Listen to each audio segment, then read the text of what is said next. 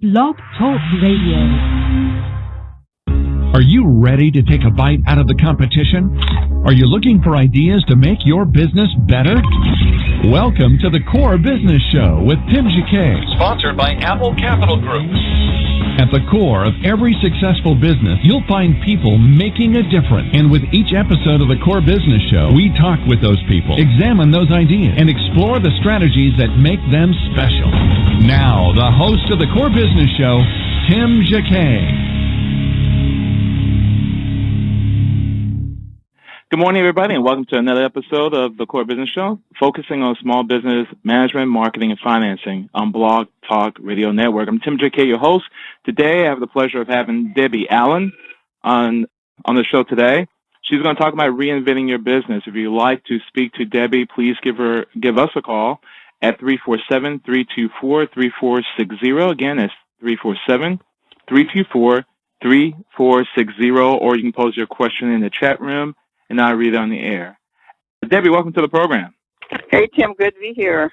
Great. Thank you again. Sure. I guess to begin with, kind of tell us about yourself. How did you get started, and how your success is just astronomical. So to kind of tell us your story. Well, I've been an entrepreneur since I was 19 years old, Tim, and just never had a JOB in my life. I never even attended a day of college, so I would say it's grassroots learning how to run a business, and just had a lot of mentors along the way, did a lot of different businesses, building them, selling them, and that kind of got me into the speaking business, which I love because that's always different and always challenging, and a great way to get back to teach people all about business. So I've been speaking professionally now for going on 19 years. Wow. So being I guess like you mentioned, you've never been employed by anyone. For those who've been employed, that's a scary to just step on the leap of faith. Really, you got to believe in yourself, say, hey, I can really do this. I don't need anybody. But then the bottom line, the wallet stops at you. You have to be out there to motivate yourself and push yourself to get things done. How did you find that motivation at 19 years old? Well, yeah, that's good. That's a really good question because I started out in a family business first. So I had a passion to learn business, and it was just a crazy business to learn. At the time, we had 5 phone lines where they had the push-button phones, and you're going from one phone to the next, and they were all different things. We had car rentals, and we were selling used cars, and then we had camper sales and mini storage, and so it was really a crazy environment to learn. And then in between all these calls, you had to jump up, wait on the customers, and then do all the paperwork. So I was thrown into an environment of an insane business, especially the car rental business. I mean, I was born in Gary, Indiana. It's like was the war zone back then of the drug war time. It was really a tough business environment to be involved in. Sometimes our cars would come back with bullet holes in them and stuff. Oh, my gosh. So I learned, like I said, tough grassroots business strategy. And I learned how to really multitask with that, though. So I was glad I was put into that environment first. And I did, even at that age of 19, even though I was working in the family business, I just felt like I wanted to own it. And that's the difference of working for somebody. I wanted to own part of it instead of just getting a paycheck every week. And I had that conversation with my father, and I said, I want to buy into the business. And he was surprised. I mean, it didn't come from anywhere. It was just me at 19 wanting to do that. I just saw this will be fun. I see the business growing. We're all involved. And so I did. I bought into it, and part of my paycheck every week went to buying into the business until I had eventually went and sold out of the business. We first had sold the mini storage business. We were the first in one of the first in Chicago area to have mini storage businesses, and the banks just told us, no, it would be a fad, and just my dad just kept going, kept asking people, and that's a lesson I learned. I think you learn lessons from mentors, and he was one of my first, just saying, don't give up, just keep asking until somebody says yes. And then we built those and sold those to a company which is now all over the world called Public Storage, and that was the first big business sale that I did. And then started from there moving into another business, which the first opportunity. Everybody looks for that opportunity. What's that next thing? And when do I take the leap? Yeah, and years can click off before you take that leap. And it's always scary. And you always have to continually reinvent yourself. Otherwise, it gets really stuck. And that's what entrepreneurs do. So if somebody has a job. I can't say the word, Tim. I have to spell it.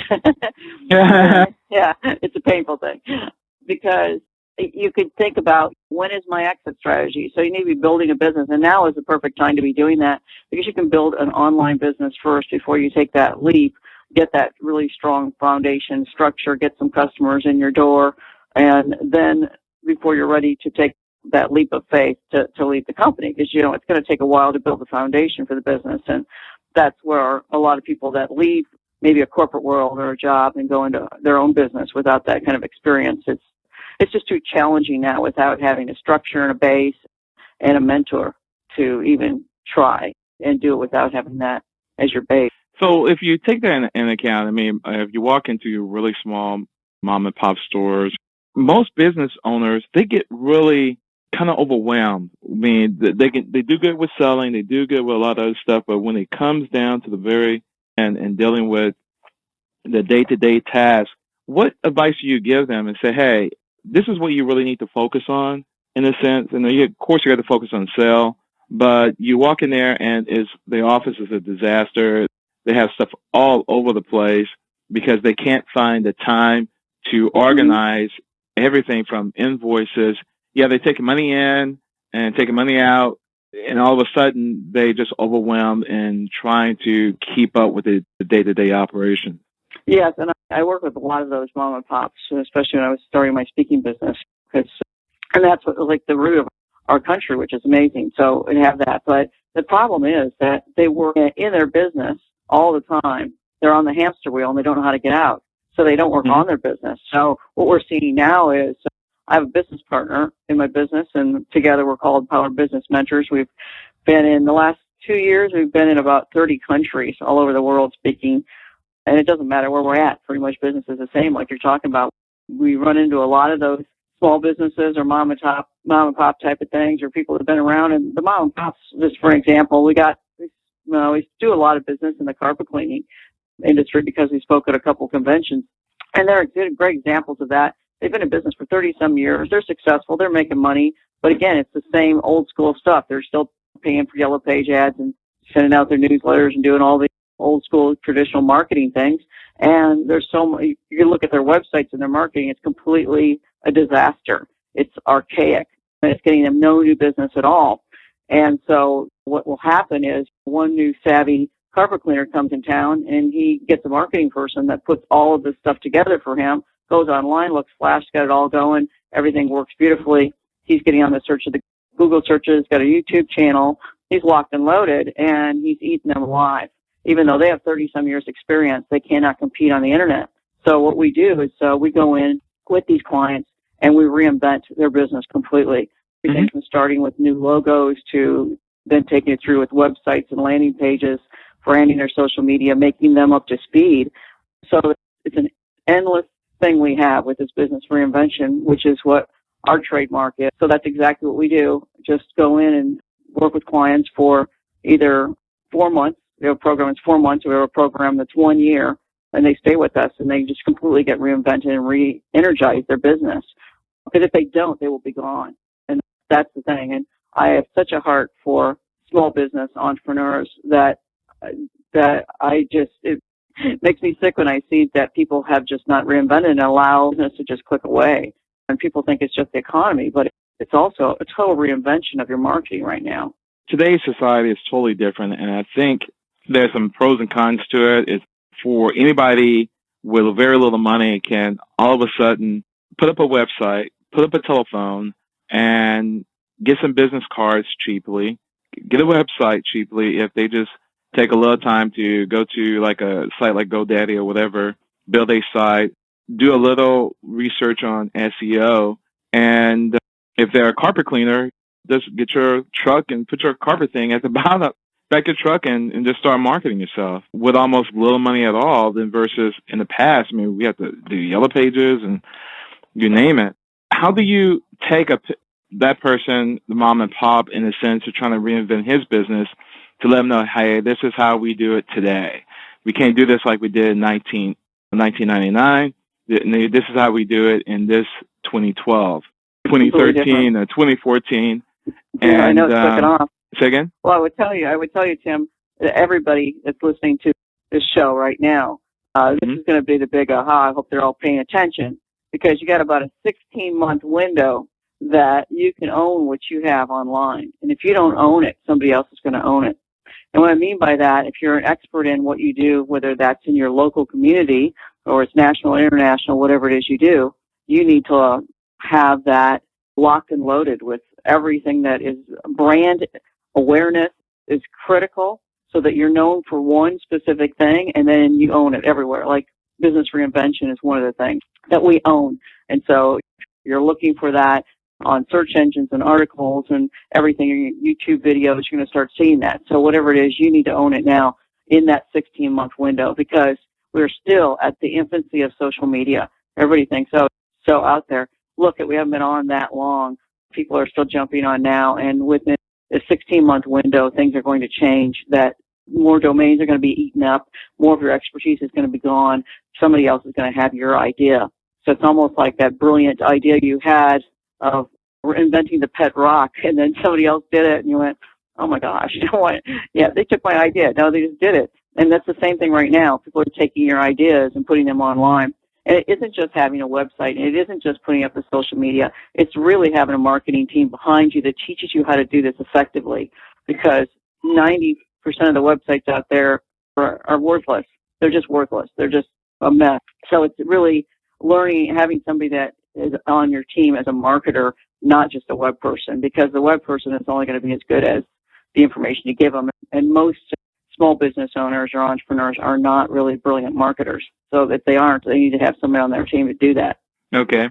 So within the marketing itself, what do they need to look for as a marketer?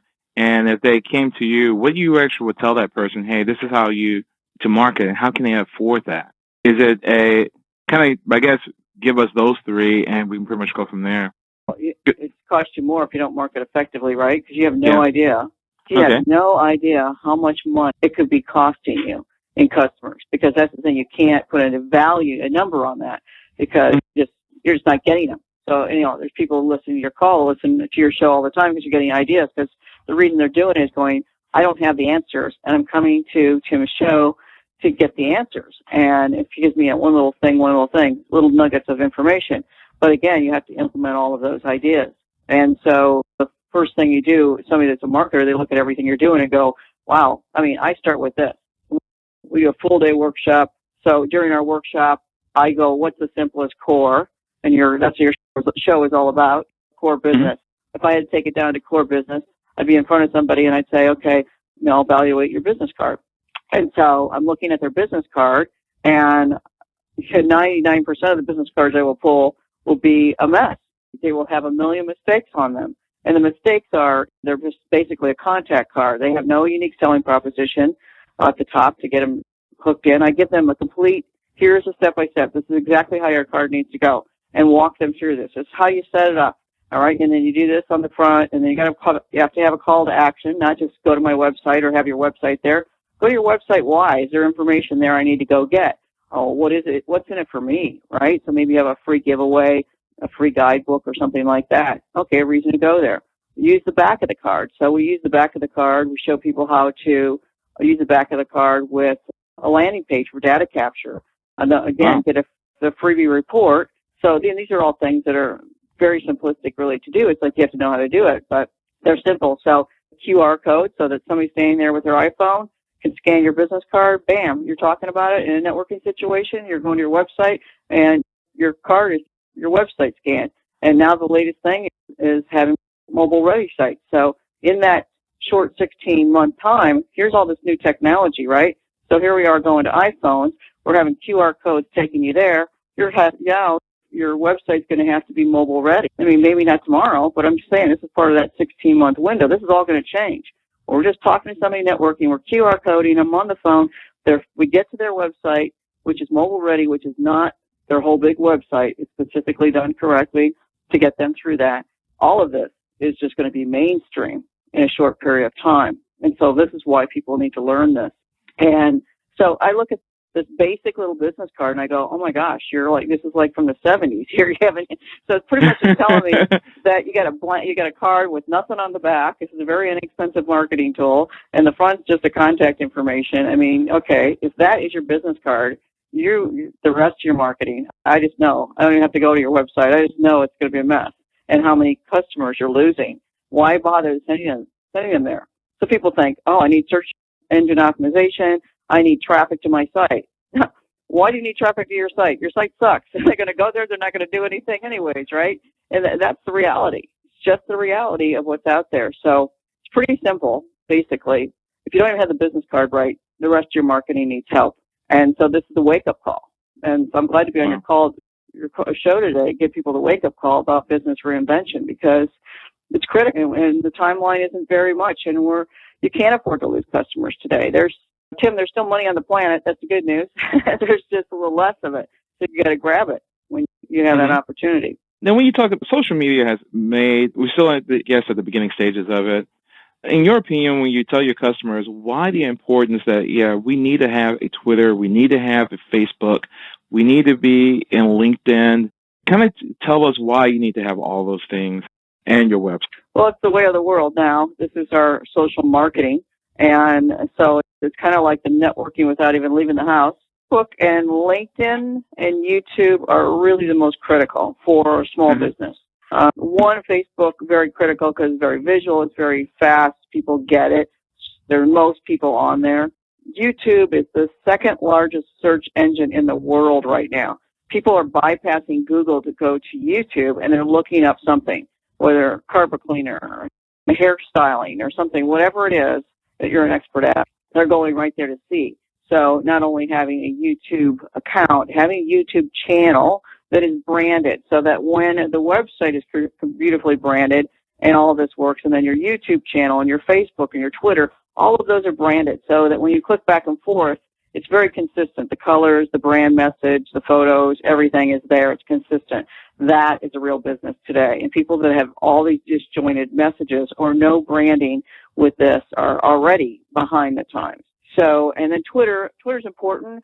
It's not as important. I use Twitter, but I'm not a Twitter fanatic. Definitely more for small business. I recommend being on LinkedIn. It's a great business connection, good for referrals, that type of thing. But what happens is how you use the social media is the big thing. People think, oh, I need to learn how to use this because then I'll know how to post things or whatever. The part that people miss is who's teaching the strategy. I mean, I can't even tell you the thousands of dollars that Facebook has made. And it's because I look for it very strategically, the people and the opportunities that I'm looking for on Facebook. I've got speaking engagements all over the world. I met my business partner on Facebook. It's just when you're aligned and you have it branded correctly, right, and then you go out and reach for people, they're like jumping on you, right? Oh, I want to be friends with that person. And you start conversations. And it's a powerful resource, but they have to be very strategic, and you have to get people, if you're talking to them, the whole idea, if they don't know you, is to get them to your landing page for something to sign up for, so that they're in your connection, you're in your database list, or get them back to your website for something. Use it as it's like a circle, right? It's just like this beautiful circle, getting back to the website, sending them to social media, sending them social media back to the website, sending them back to Facebook, sending them over YouTube. All of this works just beautifully together, and you play off of that. That's when the strategy is brilliant. Wow.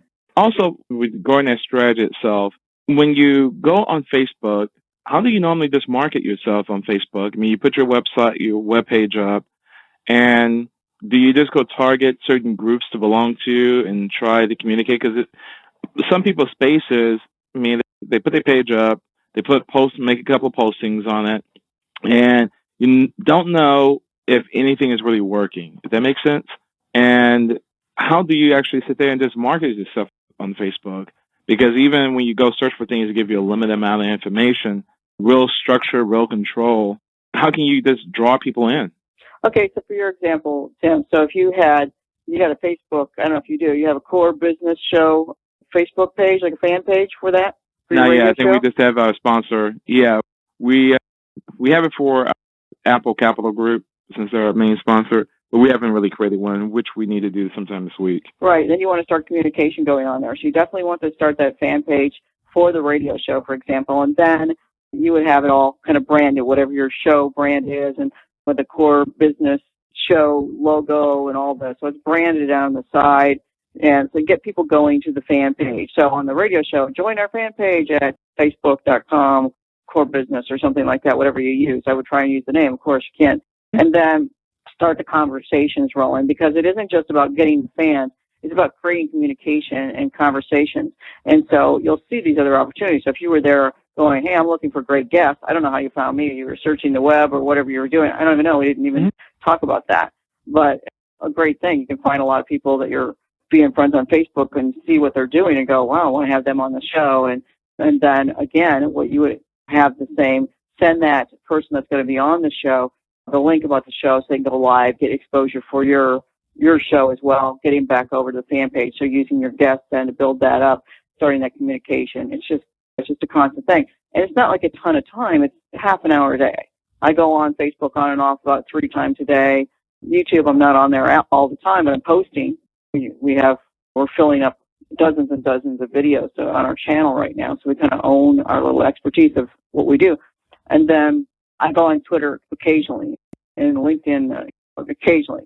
But even Facebook alone, you can spend 20, 30 minutes a day and do very well with that.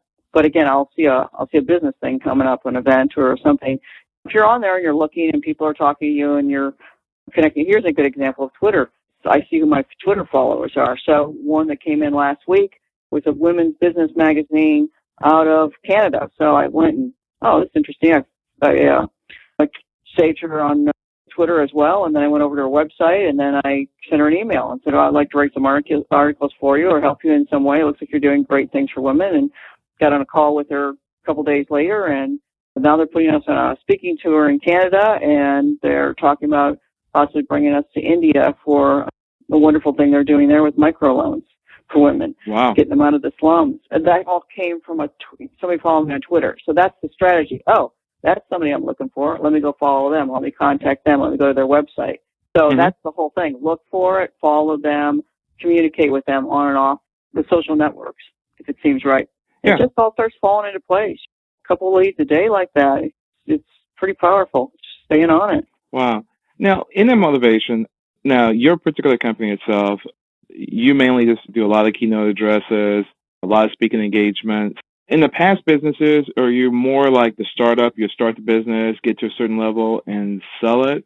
Or you kind of just put all your business on the umbrella and you just become, in a sense, of a conglomerate of different businesses altogether? Yeah, there's a lot of different ways to do it, but that is definitely the entrepreneur model. You either no more dollar per hour, you build to sell, or you build to magnify, right? So you choose what to do, and I've done both. I've built to magnify, built multiple locations in the retail stores, and then build to sell. Always set it up that way from the very beginning. I started an event company with one other partner, and we built to sell from the beginning. Let's do this till we don't want to do this anymore. Let's go build it up, maybe sell it in a few years, and that's exactly what we did. And so we built it up, a big seminar company, and then we created a product called Seminar Business in a Box. So people that wanted to learn how to do a seminar, you would go there, and here you can buy all the products, the CDs, the workbook. Here's everything we learned. Here's how to do it. And then what is that selling? That's selling our consulting. So in the workbook and all of that, selling our consulting. So then people are calling us, hiring us to be consultants to learn how to do the business. And then we got one of those people that called us. I could just tell within 15 minutes on the call, he's our buyer. So I just said, why don't you just buy the business? We'll throw in a bigger consulting package, help you through your first one. And by the time I got off the call, he bought our business. So it was a good day. So but it was being aligned from the beginning of how I want to set it up. So I don't look at businesses as babies. It's like you build them, you sell them, and that's what it is, going to the next thing. That's what an entrepreneur does. I don't always enjoy my business at the peak time. I enjoy it when I'm growing it again. And the only reason I've stayed in the speaking business for 19 years is probably the most challenging of all of them I've been in. It's continual reinvention of yourself all the time to stay on top. And so that kind of gets excited versus just being at the top isn't always as fun as getting there. Wow. So if a person is looking at getting started, what advice do you give them? Say, hey, this is one of the top 3 things that you need to be aware of as you go through this process. Well, they need to get education outside of the traditional educational methods. They need to be taught. If you want to be a a good professor, go be taught by a professor how to do a business. If you want to be a good, if you want to be a good business person, be taught by an entrepreneur who's already making the money. If you want to be highly successful, make money, be taught by people that are already making the money, doing it, have that kind of years experience behind them, follow them, implement everything. And like I said, as soon as I left the car rental business and sold those mini storage, I went into retail. I knew nothing about it whatsoever, but I had a group that were mentors that took me to the top very quickly, and I just implemented every single thing they told me. I attended tons and tons of workshops and retreats and business retreats, and learned and hired some of the best mentors in the marketing field, because that was the way I wanted to go. I loved marketing. And so just being that kind of a student of business and getting out of just working it and being a student of business is how you get better at it. And it doesn't you have to invest. Okay. You mentioned mentors. How can you pick a mentor? I mean, most people just go to score. Anything that they should look at when they look at a mentor? Yeah, when you're looking at a mentor, you want to be at those events where, you're being taught by somebody who is a wealthy entrepreneur, somebody that is, if you want to be taught internet, you're going to be taught by one of the best internet people in the world if you can. You want to go right to the top. You want to be taught by somebody, how to run a small business. You want somebody that's built and sold numerous businesses that, has lived and breathed it for years. They can look at something, anything you say or anything you throw at them, and they can come up with a strategy for you that you never would have had yourself, or it could take you years to figure out.